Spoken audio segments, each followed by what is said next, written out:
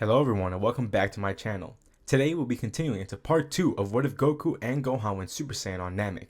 If you haven't seen part 1, there's a title card where you can go check out to see what happened in the last part, but we'll be going into the Cell Saga.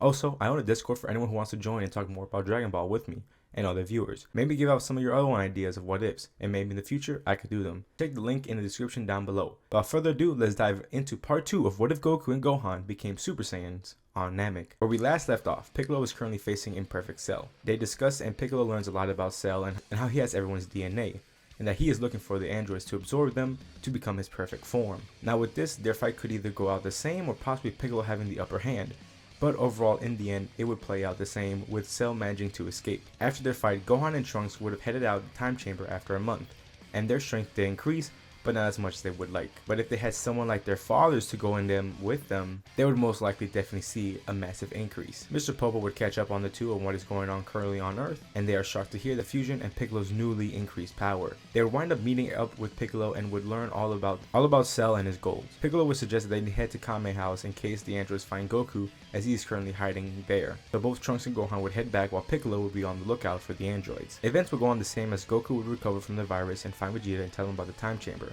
as Vegeta and Trunks would go in first. The difference with the training is that during this time in the chamber with Gohan prior, Trunks learned about the other grades of Super Saiyan. So this would have saved them a lot of time in the chamber, as they already have a true goal in mind, and without having to waste time with the other grades, knowing that they aren't as useful as they would think so in this timeline. So no Super Vegeta and no big bulky Trunks. Piccolo would still end up fighting 17, and that would play out more or less the same, with Piccolo having the slight edge against 17, but the longer the fight is, 17 would start to get the edge with his infinite stamina. Now I would say the end would play out the same, as Cell is in fact a smart fighter. Knowing the androids have infinite stamina, he would wait out until Piccolo begins to be worn out and 17 being heavily damaged. Once the time is right, he would pounce as he finishes off Piccolo and absorb 17 to become in his semi-perfect form. 10 would arrive to stall Cell and have 16 and 18 manage to escape, and Goku would still go and save both Tien and Piccolo. So at the end of their year, once they arrived back out in the real world, they would have actually achieved the perfected Super Saiyan form, and actually is able to stay in the form without any drawbacks. This terribly boosted Vegeta's ego, as now he is the strongest, and even thought he was much better than Goku, and especially Gohan. As now it would be Goku and Gohan's turn to go into the chamber.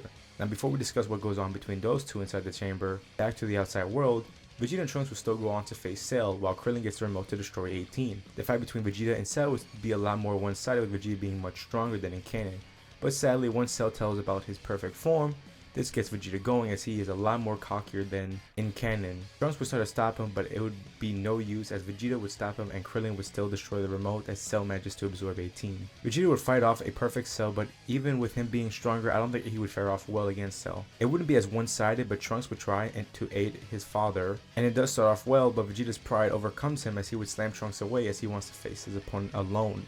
But in the end, he would be taken down, and Trunks would try to face him off, but also be taken down with him. Cell would go off and announce the tournament, as Krillin would go give aid to Vegeta and Trunks and 16, and would regroup at Kami's lookout. Now with Goku and Gohan, their time in the time chamber will be a lot more useful, since they could save time, since Gohan already knows how to become a Super Saiyan, and they already know about the different grades of Super Saiyan. Now during the 3 years prior to the android's attack, Goku noticed Gohan's immense potential and wanted to tap further into that, but it was near the end of the 3 years. Now with a whole nother year to use, Goku's goal is to make Gohan reach that potential. The first 4 months they managed to learn a perfected state of Super Saiyan with ease. They still have 8 more months, but most likely Goku wouldn't use the whole year like in canon. What would likely happen is that Goku would aim to push Gohan to the edge until one day he transcends into the Super Saiyan 2 state. This will happen for a few times, but it is very straining for Gohan, and he would never learn how to be able to tap into it, but he does know about the power. They would leave the room early, and everyone is stunned with their strength as it far surpasses Vegeta and Trunks, and what again would make Vegeta jealous. Goku and Gohan would relax until the day of the tournament,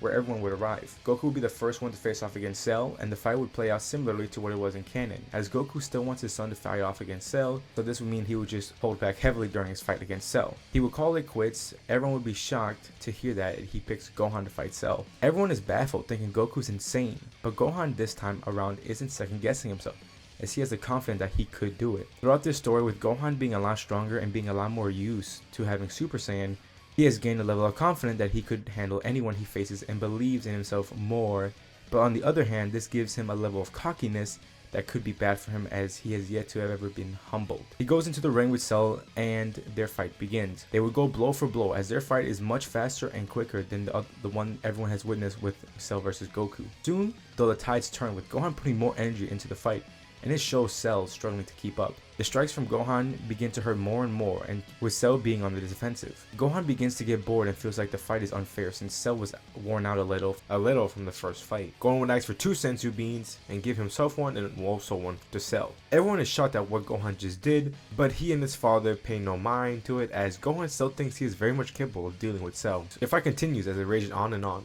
Gohan still being on the edge with Cell, but both are enjoying the fight by the looks of it. It all seems well and done, but soon it would not be the case. The fight continues onwards, but with the look of it, Gohan begins to get worn out by Cell, but Cell isn't. The fight starts to be more even until Cell begins to have the edge, and this worries everyone as Gohan is on the losing side of the battle. Cell begins to laugh, saying that Gohan was too cocky and underestimated him. He begins to beat on Gohan, with Gohan not being able to defend himself. The other fighters try to go in to help Gohan, but Cell spawns in Cell Juniors and they go off to fight the Z Fighters. Cell makes Gohan watch as his friends begin to lose and get beaten badly. He feels guilty and he blames himself for dragging the fight out too long, giving Cell the Senzu Bean and not being able to tap into that transcended Super Saiyan power to finish Cell. He doesn't know what to do until 16 tries to fight Cell, but quickly gets decapitated, and would still give Gohan the talk, and with 16 head being crushed, brings out the edge that Gohan needed to cross to the Super Saiyan 2 transformation. Like in canon, Gohan is fueled by rage and loses all sense of self, similar to how he transformed on Namek. He quickly dispatches the Cell Juniors and begins to fight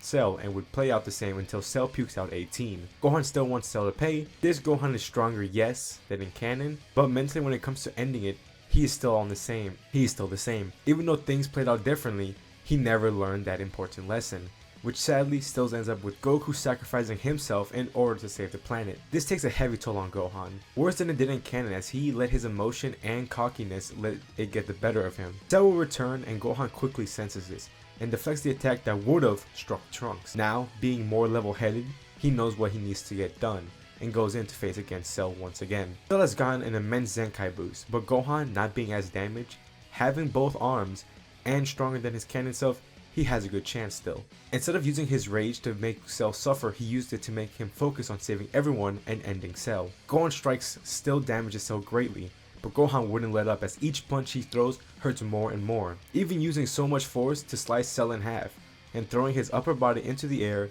and using a full Masenko to erase that top half. And once he sees the lower half try to regenerate, he shoots a full power Kamehameha to erase Cell completely. Gohan powers down from Super Saiyan 2 and reflects on his choices, knowing that it was his fault that his father died. Things will continue on the same, and even with Goku staying dead. And to be honest, that's where the series would end. Going into the Buu Saga and onwards would end up being the same, with just slightly altered in character strength. Yes, Gohan mentally is different, as during the Android Saga he wanted to be more useful and liked to fight. But with how the Cell games taking a bigger toll on him than in canon, he would revert back into focusing on his study, and most likely be like his canon counterpart onwards, just with a slightly powered increase. I don't see no reason to continue onwards, as I don't want to just retell the Dragon Ball story with the only difference being characters being slightly stronger for one arc. But hey, maybe in the future I could do a What If Gohan likes to be a fighter.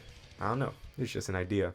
Tell me how you think about the second half of the What If and how I did with the Cell arc. Did y'all like the little character arc Gohan had here? Did it make Gohan feel like a better character and a better sense of him slacking off on his training in the future arc of Buu Saga? What could have happened differently? Leave your thoughts down in the comments below. If you are interested and enjoyed, please leave a like and subscribe. Hit the notification bell to be alerted whenever I post another part. Thank y'all so much for watching, and I'll see y'all in the next series. See ya.